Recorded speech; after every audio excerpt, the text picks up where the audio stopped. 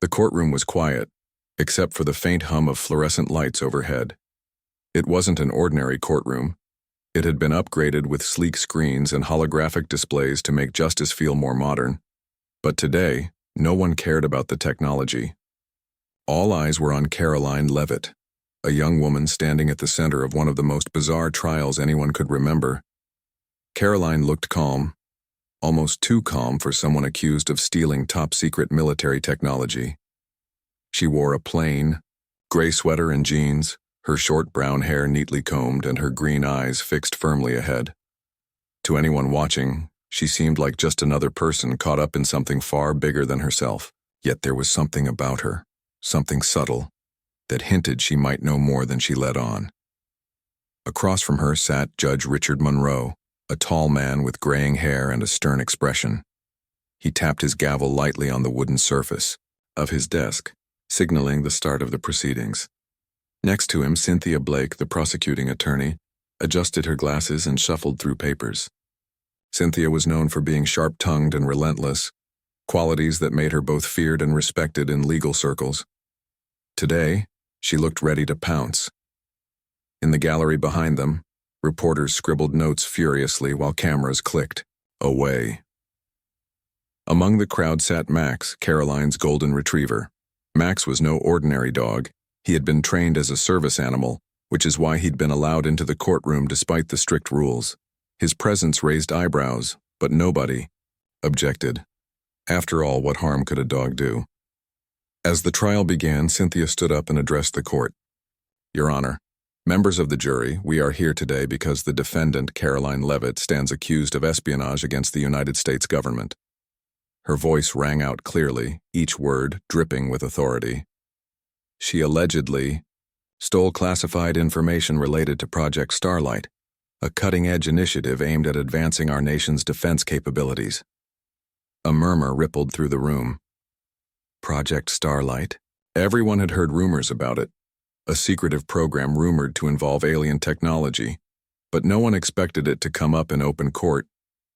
Karoline didn't flinch, though. She kept her gaze steady, as if she'd anticipated this moment. Cynthia continued, pacing back and forth like a predator circling its prey. Not only did Ms. Leavitt breach national security, but evidence suggests she may have shared this stolen data with extraterrestrial entities. Gasps erupted from the audience. Extraterrestrials? The idea sounded absurd, like something out of a science fiction movie. Some people laughed nervously while others leaned forward, eager to hear more. Judge Monroe banged his gavel.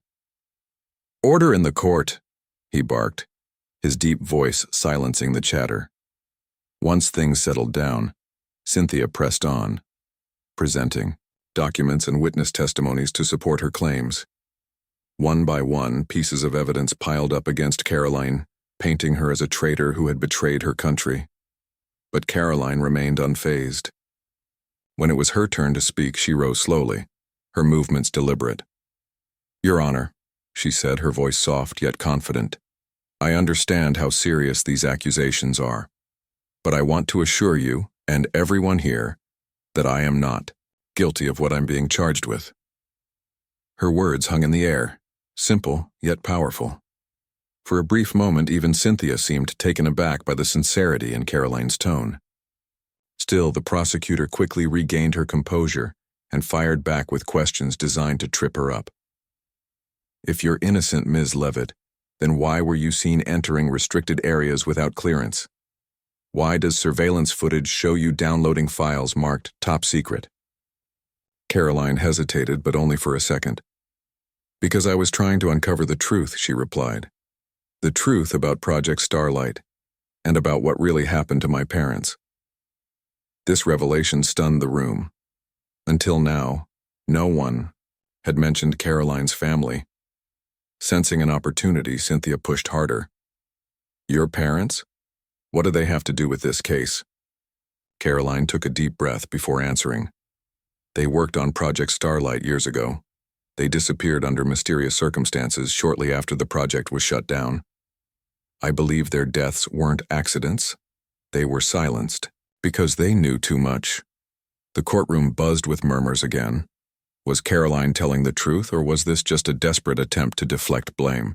Even Judge Monroe looked skeptical, leaning back in his chair as he studied her carefully.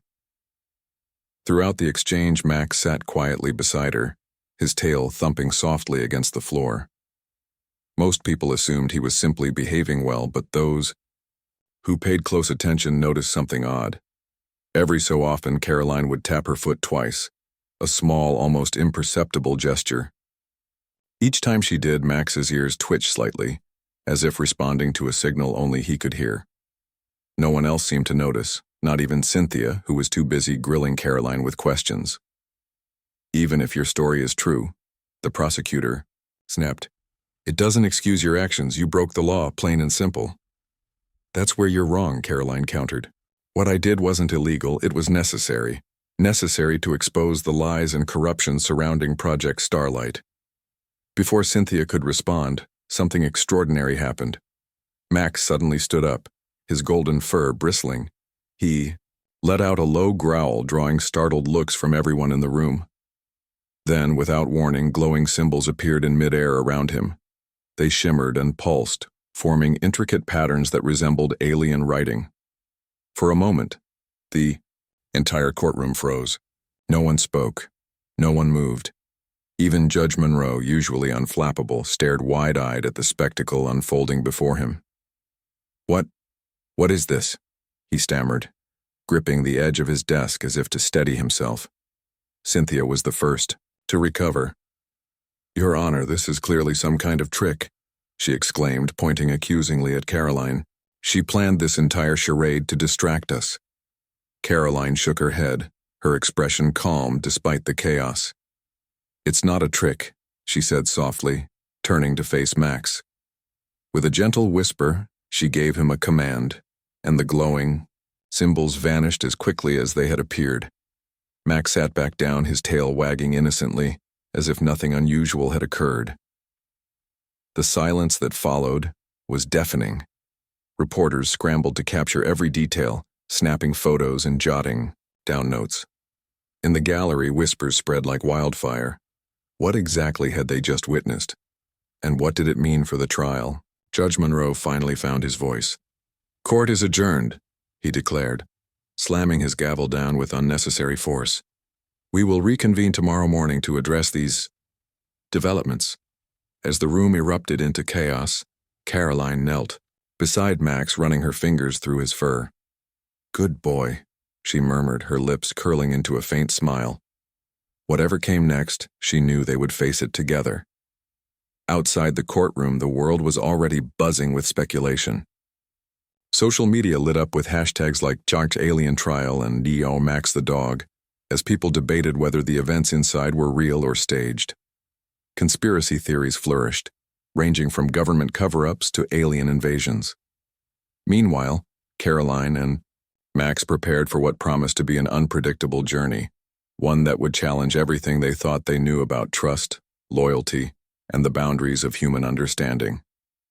And so, the first chapter of their story ended, leaving countless questions unanswered. But one thing was certain: nothing would ever be the same again. The courtroom was in complete disarray. People were shouting, reporters were scrambling to capture every detail, and security guards rushed toward Karoline and Max as if they were dangerous criminals. Judge Monroe repeatedly banged his gavel, trying to restore order, but his voice was drowned out by the commotion. The glowing symbols that had appeared around Max moments earlier were gone now, leaving behind only confusion and fear. Karoline remained calm, her hands resting gently on Max's back. She whispered something softly into his ear, and the dog immediately relaxed, sitting down with his tail wagging slowly. Despite the chaos surrounding them, there was an odd sense of control in her demeanor, as if she had expected this moment all along. "What is going on here?" Judge Monroe demanded, his face red with frustration. He turned to Cynthia Blake, who was still pointing at Karoline accusingly. "Ms. Blake, can you explain what just happened?" Cynthia hesitated, clearly flustered. "Your Honor, I believe it's some kind of elaborate hoax," she said, though her tone lacked conviction. Even she couldn't deny that what they'd witnessed was unlike anything she'd ever seen before. This woman has orchestrated a distraction to derail the trial. Before anyone could respond, Dr. Alan Hargrove stood up from the gallery. He was a middle-aged man with thinning gray hair and glasses perched on the bridge of his nose. Earlier, in the trial, he had been called as an expert witness to testify about Project Starlight, but his testimony had been cut short when new evidence emerged. Now he stepped forward, his expression serious. "Your Honor," Dr. Hargrove began, his voice steady and authoritative, "I think we need to take a closer look at what just occurred. Those symbols, they're not random. They match patterns I've studied in my research." The room fell silent again, all eyes turning to him. Judge Monroe frowned. "What are you talking about, Dr. Hargrove?" "I specialize in astrobiology and deep space exploration," Dr. Hargrove explained. "Several years ago, NASA's advanced probes detected similar symbols during their missions to distant parts of the galaxy. At the time, we couldn't decipher their meaning, but they were unmistakably artificial, created by intelligent beings." A murmur rippled through the crowd. Some people looked skeptical, while others seemed fascinated. Cynthia Blake crossed her arms, glaring at Dr. Hargrove. "Are you suggesting that this dog somehow projected alien writing into the air? That's preposterous." Dr. Hargrove adjusted his glasses, unfazed by her skepticism. "I'm not suggesting anything beyond what I've observed, but given the circumstances, I think it's worth investigating further. If these symbols really did come from Max, then we may be dealing with something far more significant than a simple court case." Judge Monroe sighed heavily, rubbing his temples. "This is unprecedented," he muttered. "Very well. Court is adjourned until further notice. Ms. Leavitt, you and your companion will remain under supervision while we sort this out." Security guards moved in to escort Karoline and Max out of the courtroom, but Dr. Hargrove raised his hand. "Your Honor, if I may, I'd like to assist in examining the situation. My expertise might prove useful." After a brief pause, Judge Monroe nodded reluctantly. "Fine. You have 24 hours to provide a report. After that, we'll reconvene to decide how to proceed." As the crowd dispersed, Karoline and Max were taken to a private chamber adjacent to the courtroom. It was a small windowless room with plain white walls and a single table. 2 officers stood guard outside the door, ensuring no one entered without permission. Inside, Dr. Hargrove joined them, carrying a laptop and several folders filled with Taoism. Once the door closed, Karoline finally allowed herself to relax. She sat down at the table, Max lying obediently at her feet. For the first time since the trial began, she smiled faintly. "Thank you for stepping in, Dr. Hargrove," she said. "I wasn't sure anyone would believe me." Dr. Hargrove set his laptop on the table and opened it. "To be honest, I'm not entirely convinced yet," he admitted. "But I've spent years studying phenomena like this, and I recognize the importance of keeping an open mind. Now, perhaps you can tell me what's really going on." Karoline glanced at Max, then back at Dr. Hargrove. "It's complicated," she began. "Max isn't just a regular dog. He's part of a classified experiment, a project connected to the same alien artifacts you mentioned earlier." "Doctor?" Hargrove's eyebrows shot up. "Alien artifacts? You mean physical objects recovered from extraterrestrial sources?" "Yes," Karoline confirmed. "Decades ago, scientists discovered fragments of technology believed to be of alien origin. They tried to reverse engineer it, hoping to unlock its secrets. One of the results was Max." She paused, letting the weight of her words sink in. "He's a hybrid, a combination of Earth biology and alien DNA. His abilities were dormant until recently, activated by specific triggers embedded in our bond. When I gave him the signal, he responded by projecting those symbols you saw." Dr. Hargrove leaned back in his chair, visibly stunned. "Incredible," he murmured. "If what you're saying is true, this changes everything we thought we knew about alien life." "But why now?" Dr. Hargrove asked after a moment. "Why reveal his abilities in such a public setting?" Karoline sighed. "Because I didn't have a choice. The government wants to weaponize this technology, to use it for war instead of peace. I couldn't let that happen. Revealing Max's abilities was the only way to expose the truth. Their conversation was interrupted by a loud knock on the door. Before anyone could react, it swung open, and Cynthia Blake stormed in, her face flushed with anger. "You think you can get away with this?" she snapped, pointing at Karoline. "Whatever stunt you pulled, it won't save you." Karoline stood up, her expression firm. "I'm not trying to save myself," she said. "I'm trying to protect humanity from itself," Cynthia scoffed. "Don't play the hero, Ms. Leavitt. You're a criminal, plain and simple, and once I present this to the proper authorities, you'll be locked away for good." Without waiting for a response, she turned and left, slamming the door behind her. Karoline exchanged a worried glance with Dr. Hargrove. "She'll go straight to the media," she said quietly. "This is going to blow up." Sure enough, within minutes, alarms blared throughout the courthouse. Security protocols kicked in, sealing off exits and locking down the building. Officers rushed past the room, barking orders into radios. It was clear that Cynthia had triggered an emergency response, likely framing Karoline and Max as threats to national security. Dr. Hargrove sprang into action. "We need to move quickly," he said, pulling up a map of the courthouse on his laptop. "There's a network of maintenance tunnels beneath the building. If we can reach them, we might be able to slip away unnoticed." Karoline nodded, bending down to whisper to Max. The dog immediately rose to his feet, his ears perked and alert. Together, the three of them slipped out of the room, avoiding the chaos in the hallways by sticking to shadowy corners and unused stairwells. The journey through the courthouse felt endless. Every step echoed loudly, making them fear discovery at any moment.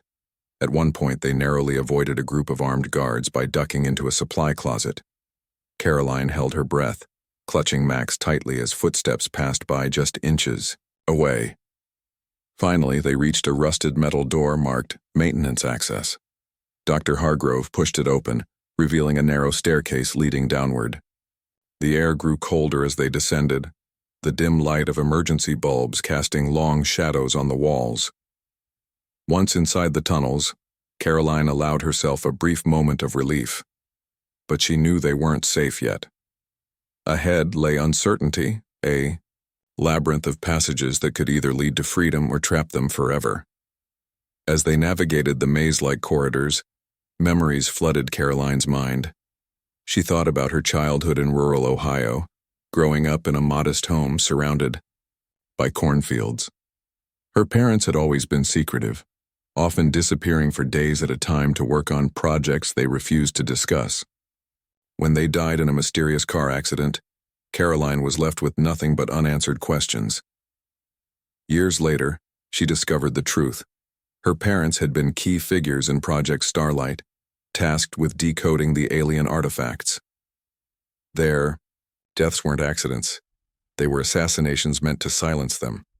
Determined to honor their legacy, Karoline devoted her life to protecting Max and uncovering the secrets hidden within the project. Lost in thought, Karoline barely noticed when Max stopped suddenly, his nose twitching.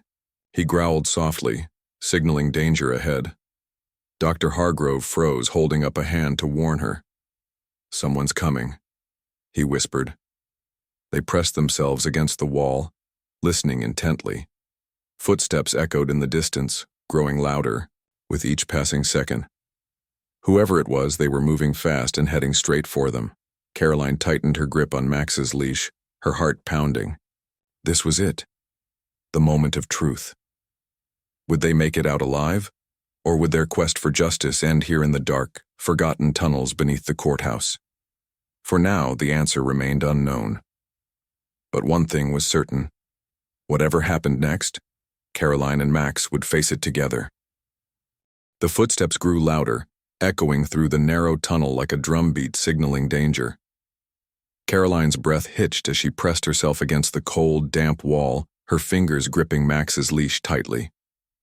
Dr. Hargrove crouched beside her, his laptop tucked under one arm, his eyes darting nervously toward the source of the sound. The three of them were trapped in the dimly lit maintenance tunnels beneath the courthouse, their only escape route blocked by whoever, or whatever, was approaching. Max's ears twitched, and he let out a low growl, his body tense and ready to react. Karoline bent down, whispering softly into his ear. "It's okay, boy. Stay calm." Though her voice was steady, her heart raced. She knew they couldn't afford to be caught. Not now. Not when they were so close to exposing the truth. The footsteps stopped abruptly, replaced by muffled voices. Two men, judging by the deep tones, were talking just around the corner. Karoline strained to hear what they were saying, but the words were too faint to make out. Dr. Hargrove motioned for her to stay quiet, then pointed toward a narrow alcove a few feet away.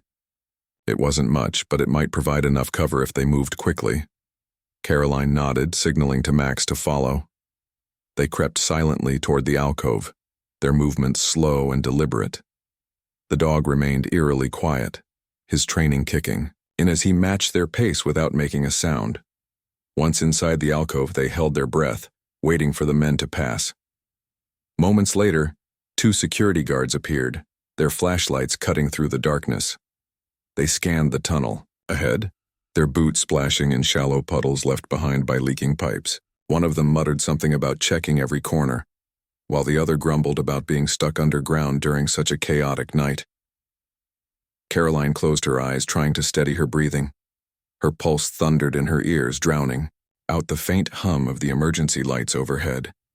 She glanced at Max, who sat perfectly still, his golden fur blending with the shadows. If the guards turned their flashlights even slightly, they would spot them, but luck or fate was on their side. The guards passed by without noticing the alcove, their conversation fading into the distance. When the coast was clear, Dr. Hargrove exhaled sharply. "That was too close," he whispered, wiping sweat from his forehead. "We need to keep moving." Karoline nodded, standing up slowly. Her legs felt stiff from crouching, but she forced herself to move forward. The tunnel stretched endlessly before them, branching off in multiple directions. Without a map or clear destination, they had no choice but to trust Dr. Hargrove's instincts. As they walked, Karoline's mind wandered back to her parents. She thought about the stories they used to tell her when she was a child. Tales of distant stars and mysterious beings who watched over Earth.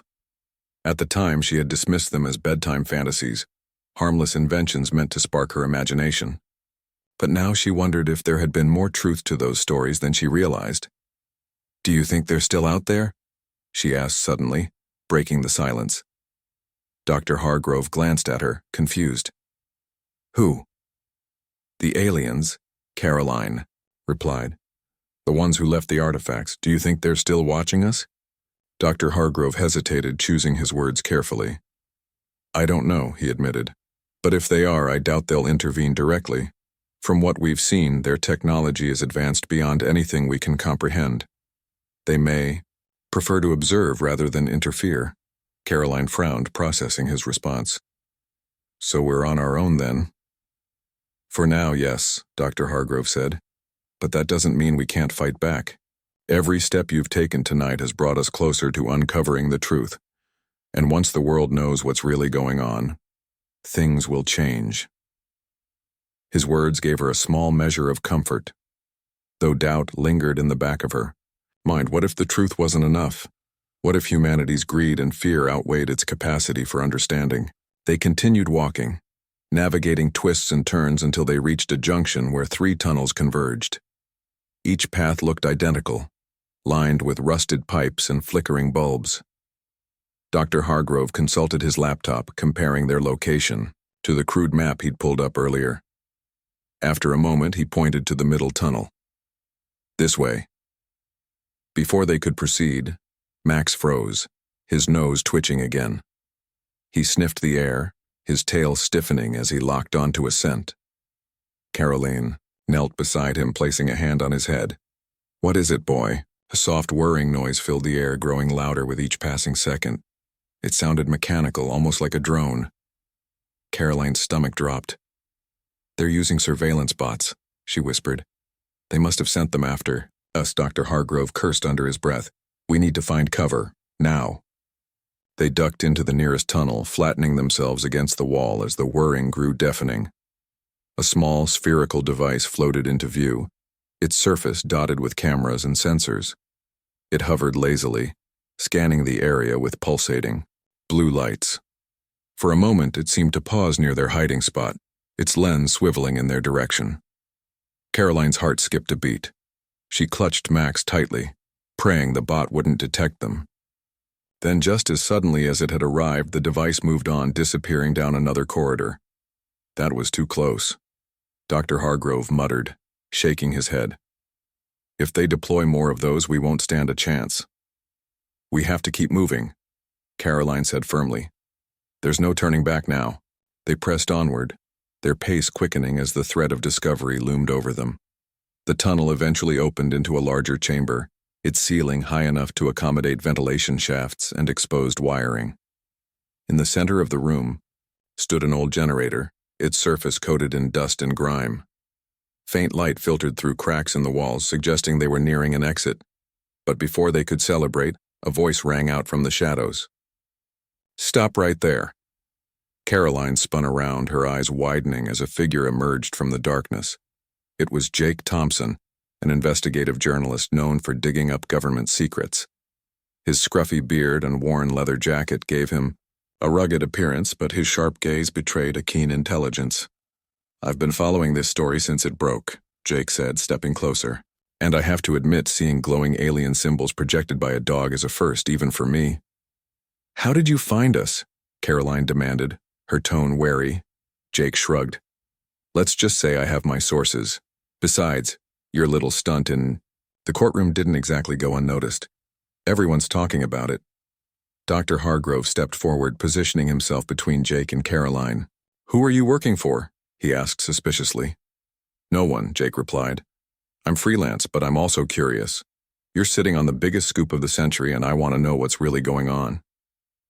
Karoline hesitated, unsure whether to trust him. On one hand, he could be a valuable ally, someone who could help spread the truth to the public. On the other hand, he could be a liability, drawing unwanted attention to their cause.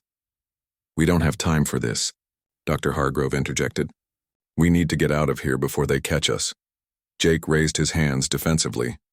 "Relax. I'm not here to stop you. In fact, I might be able to help. I hacked into some restricted feeds earlier and found files linking the military to unethical experiments involving alien tech. If you're looking to expose the truth, I can give you the evidence you need." Karoline exchanged a glance with Dr. Hargrove, who nodded reluctantly. "Fine," she said, turning back to Jake. "But if you double-cross us, you'll regret it." Jake grinned. "Fair enough." With his help, they located a hidden exit leading to the surface. As they climbed out into the cool night air, Karoline felt a glimmer of hope. They weren't safe yet, but they were one step closer to freedom and to revealing the secrets buried deep within Project Starlight. Above them, the stars twinkled brightly, their light stretching across the vast expanse of the sky. For the first time in days, Karoline allowed herself to believe that maybe, just maybe, humanity wasn't alone in the universe. And perhaps, with Max by her side, she could help bridge the gap between worlds. But the journey was far from over. Somewhere out there, powerful forces were determined to silence her. And as long as they existed, Karoline knew she couldn't afford to rest. Not until the truth saw the light of day. The group emerged from the hidden exit into the cold night air, their breath visible in the frosty atmosphere.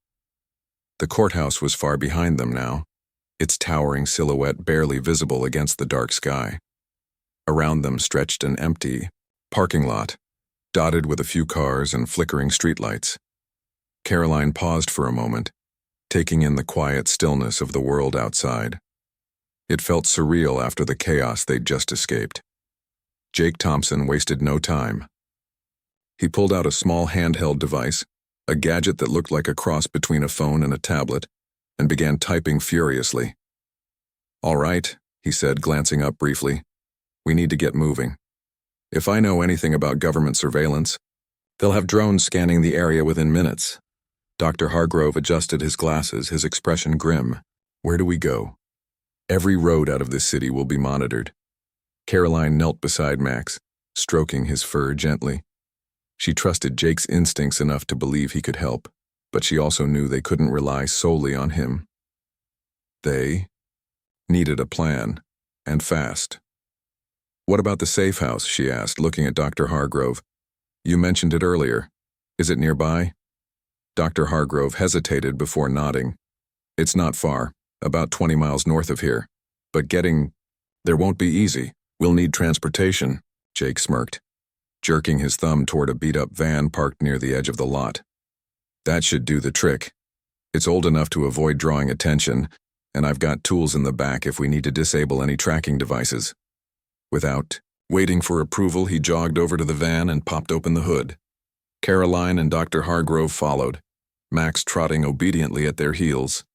Within moments, Jake had rigged the engine to bypass its digital systems, ensuring no one could trace their movements remotely.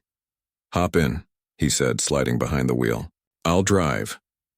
Karoline climbed into the passenger seat while Dr. Hargrove and Max settled into the back. As the van roared to life, Jake glanced at Karoline. "So, what exactly are we walking into here? Who else is at this safe house?" "It's a network of people," Karoline explained. "Scientists, engineers, whistleblowers, all connected to Project Starlight in some way. Some went underground years ago when the government started covering things up. Others joined later after realizing how dangerous the project had become." Jake nodded thoughtfully. "Sounds risky. Keeping a group like that together must have been tough." "It wasn't easy," Karoline admitted, "but we all share one goal: protecting humanity from itself. Too many lives have been lost already because of greed and fear." The van sped through deserted streets, weaving past closed shops and abandoned warehouses. The city seemed eerily quiet, as if holding its breath.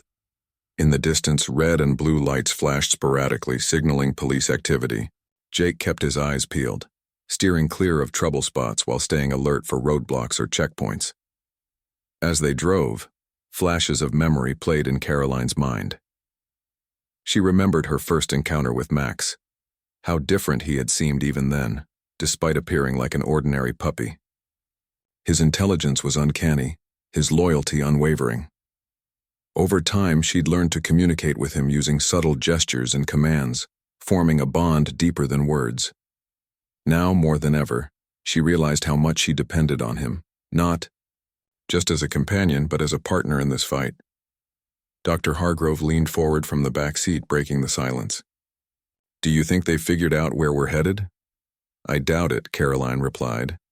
"They don't know about the safe house, only a handful of us do. And even if they suspect something, they won't find it without insider knowledge." Jake raised an eyebrow. "That confident, huh?" "Not confidence," Karoline corrected. "Preparation. We've spent years planning for moments like this." The conversation lulled as the landscape changed. Towering buildings gave way to sprawling fields and dense forests. The farther they traveled, the less likely they were to run into trouble. Still, none of them relaxed completely. Each mile brought them closer to safety, but also closer to decisions that would shape the future.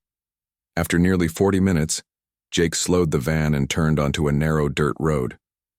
Trees loomed overhead, their branches forming a canopy that blocked out most of the moonlight. Up ahead, a faint glow emanated from a cabin nestled deep within the woods. Smoke curled lazily from the chimney, hinting at warmth and refuge inside. "This is it," Karoline whispered, her voice tinged with relief. Jake parked the van a short distance away, turning off the headlights. One by one, they stepped out into the crisp night air. Max bounded ahead, sniffing the ground excitedly as if recognizing familiar scents. Karoline led the way to the cabin, knocking softly on the door in a specific pattern. A moment later, the door creaked open, revealing a middle-aged woman with curly brown hair and kind eyes. Her name was Laura Bennett, a former biologist who had once worked closely with Karoline's parents. She smiled warmly, ushering them inside. "Welcome back," she said. "We've been expecting you." The interior of the cabin was cozy yet functional. A fire crackled in the hearth, casting a golden glow over mismatched furniture and shelves lined with books and gadgets. Several other people sat around the room, their faces lighting up as they recognized Karoline. There was Daniel, a soft-spoken engineer, Rachel, a fiery activist, and Sam, a retired pilot whose quick wit masked a sharp intellect. "We heard about the courtroom incident," Laura said, handing Karoline a cup of tea. "Quite the show you put on." Karoline sighed, sinking into a chair by the fire. "It wasn't supposed to go public like that, but we didn't have a choice. They were going to lock me away forever or worse." Rachel crossed her arms, her expression fierce. "Good thing you didn't let them. This trial could have buried the truth for good." "That's why we're here," Dr. Hargrove interjected. "To make sure it doesn't stay buried." Jake stood awkwardly near the doorway, observing the group. He cleared his throat. "Look, I don't mean to intrude, but I need to ask. What happens next? Are you planning to release everything or keep playing hide-and-seek?" Laura exchanged a glance with Karoline before answering. "Both," she said simply. "We'll release parts of the data gradually, letting the public piece it together themselves. But we can't expose everything at once. It's too dangerous. Certain factions would stop at nothing to silence us." "And what about Max?" Jake pressed. "What role does he play in all this?" Karoline placed a hand on Max's head, her fingers threading through his fur. "He's proof," she said softly. "Proof that coexistence is possible. Proof that we're capable of bridging gaps even when they seem impossible to cross." Daniel nodded, leaning forward. "And he's our ace in the hole. If anyone tries to discredit us, Max can demonstrate his abilities firsthand. No one will be able to deny the evidence." Sam chuckled dryly. "Assuming we survive long enough to present it." The group fell silent, the weight of their mission settling heavily upon them. Outside, the wind rustled through the trees, carrying whispers of uncertainty. Yet amid the tension there was also hope, a fragile, flickering flame that refused to die. Jake finally broke the silence. "If you're serious about exposing the truth I'm in, you'll need someone who knows how to navigate the media and how to protect yourselves from blowback." Karoline studied him carefully, searching for any sign of deceit, but all she saw was determination. Slowly, she nodded. "All right, you're part of the team." Over the next hour, they devised a plan.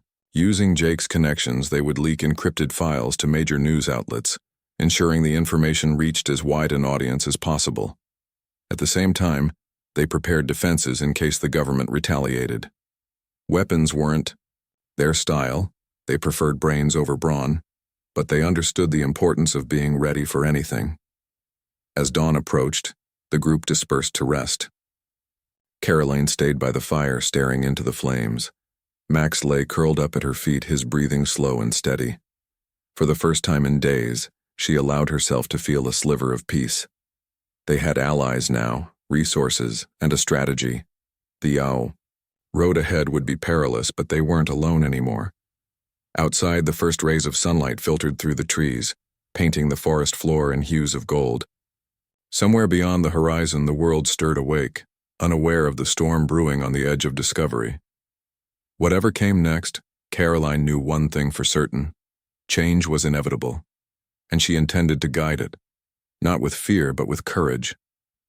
The morning sun crept over the horizon, casting long shadows across the forest floor.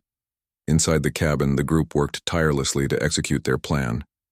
Computers hummed softly as encrypted files were prepared for release, while Jake tapped away at his laptop, coordinating with contacts in the media. Karoline sat cross-legged on the floor, her focus entirely on Max.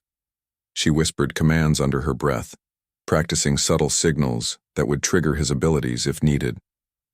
Laura moved around the room, organizing supplies and making sure everyone stayed hydrated. "We've got about an hour before we hit send," she announced, checking her watch. "Once the data goes live, there's no turning back." No one spoke, but the tension in the air was palpable. Each person knew the risks involved. This wasn't just a story. It was a revelation that could alter humanity's understanding of itself and its place in the universe. The truth about Project Starlight, alien artifacts, and the government's cover-up would shake the foundations of trust between citizens and their leaders. Karoline glanced at Dr. Hargrove, who stood by the window staring out into the woods. His face was lined with worry, though he tried to hide it. Do you think people will believe us? She asked quietly. Dr. Hargrove turned to her, his expression softening. Some will dismiss it as fiction, he admitted. But others, those willing to look beyond fear, will see the evidence for what it is. That's all we can hope for. Max lifted his head, sensing the shift in mood. He padded over to Karoline and rested his chin on her knee, his warm brown eyes filled with unwavering loyalty. She smiled faintly, scratching behind his ears. We'll be okay, boy, she murmured. Whatever happens, we'll face it together. As the countdown continued, Jake leaned back in his chair, stretching his arms above his head. All right, I've sent preliminary messages to my sources. Once the full package drops, they'll know exactly how to handle it. But remember, you're going to have every major news outlet knocking on your door within hours. Rachel nodded, her fiery energy undiminished despite the lack of sleep. Good. Let them come. We've been waiting years for this moment. Sam, the retired pilot, checked the perimeter one last time, ensuring their location remained secure. He returned with a satisfied nod. All clear. No sign of anyone following us so far. Finally, the clock struck the agreed-upon time. Jake pressed a single key on his laptop, sending the encrypted files hurtling into cyberspace. For a brief moment, the room fell silent, the gravity of their actions settling over them like a heavy blanket. Then, chaos erupted outside. The distant roar of engines shattered the stillness, growing louder with each passing second. Through the windows, headlights pierced the trees as vehicles sped toward the cabin. They found us, Daniel shouted, panic edging his voice. Karoline sprang to her feet, her calm demeanor replaced by urgency. Everyone, grab what you can and head to the escape route now. The group scrambled into action, snatching up laptops, documents, and other essentials. Laura ushered everyone toward a hidden trapdoor beneath the rug, revealing a narrow tunnel leading underground. One by one they descended, Max trotting down the ladder with practiced ease. Above them, the sound of boots pounding against the wooden porch echoed through the cabin. Heavy fists pounded on the door, demanding entry. Open up, federal agents! Jake lingered at the top of the ladder, ensuring everyone made it safely inside. Just as he began climbing down, the front door burst open, splintering wood flying in all directions. Flashlights swept the room, illuminating the empty space. Jake dropped silently into the tunnel, pulling the trapdoor shut behind him. Below ground, the group moved quickly through the damp passageway, guided by the dim light of handheld lanterns. Water dripped from the ceiling, and the air smelled of earth and mildew. Despite the cramped conditions, no one complained. They were alive, and that was enough. After what felt like an eternity, they emerged into a secluded clearing surrounded by dense trees. A small truck waited nearby, its engine idling quietly. Sam climbed into the driver's seat while Rachel and Daniel piled into the back with the equipment. Karoline and Max joined them, followed by Laura and Dr. Hargrove. Jake brought up the ICU rear, sliding the side door shut just as Sam hit the gas. The truck bounced along rough terrain, weaving through the forest until they reached a dirt road. Behind them, the faint glow of lights indicated their pursuers were still searching the area, but the group had managed to slip away, for now. Hours later, they arrived at another safe house, a remote farmhouse tucked away in the countryside. Exhausted but relieved, they collapsed onto couches and chairs, catching their breath. Outside, the sun dipped below the horizon, painting the sky in shades of orange and pink. Jake pulled out his phone, scrolling through notifications. It's done, he said, his voice tinged with awe. The files are everywhere, social media, news sites, blogs, the whole world knows. Karoline leaned forward, her green eyes gleaming with determination. And now comes the hard part. People will demand answers, and not everyone will like what they hear. Dr. Hargrove nodded grimly. There will be backlash. Governments, corporations, even individuals who benefit from the status quo, they'll fight to discredit us. But they won't succeed, Laura interjected firmly. The truth has a way of cutting through lies. All we have to do is keep pushing forward. Over the next few days, the world reacted exactly as predicted. Protests erupted in cities across the globe, with crowds chanting slogans about transparency and accountability. Conspiracy theorists rejoiced, claiming vindication for decades of skepticism. Meanwhile, governments scrambled to respond, issuing vague statements and denying allegations without addressing the overwhelming evidence. Amid the turmoil, Karoline and her team remained vigilant. They conducted interviews from secure locations, using aliases to protect their identities. Max became an international sensation, his image appearing on screens worldwide alongside headlines about alien technology and human-alien hybrids. Scientists debated his origins, while animal rights activists hailed him as a symbol of interspecies cooperation. Judge Richard Monroe resigned shortly after the trial footage resurfaced online, unable to reconcile his role in perpetuating injustice. Cynthia Blake disappeared entirely, rumored to have fled the country after incriminating documents linked her to unethical legal practices. Public outrage forced the government to halt covert operations tied to Project Starlight, though whispers persisted about deeper conspiracies lurking in the shadows. Back at the farmhouse, life settled into a cautious rhythm. Karoline spent her days monitoring global reactions, strategizing with her team, and caring for Max. Though hunted by remnants of the old regime, she found solace in knowing they had sparked a global awakening, one that could pave the way for humanity's first true contact with extraterrestrial civilizations. One evening, as the sun set over rolling hills, Karoline stepped outside with Max by her side. The air was crisp, carrying the scent of autumn leaves. She knelt beside him, running her fingers through his golden fur. "You did good, buddy," she whispered, her voice thick with emotion. "We both did." Max barked softly, his tail wagging. In response, together they gazed at the stars twinkling above, their light stretching across the vast expanse of the cosmos. Somewhere out there, perhaps among those distant pinpricks of brilliance, intelligent beings watched and waited. Whatever challenges lay ahead, Karoline knew they would face them together. With Max at her side, and a newfound sense of purpose guiding her steps, she embraced the unknown, not with fear but with hope.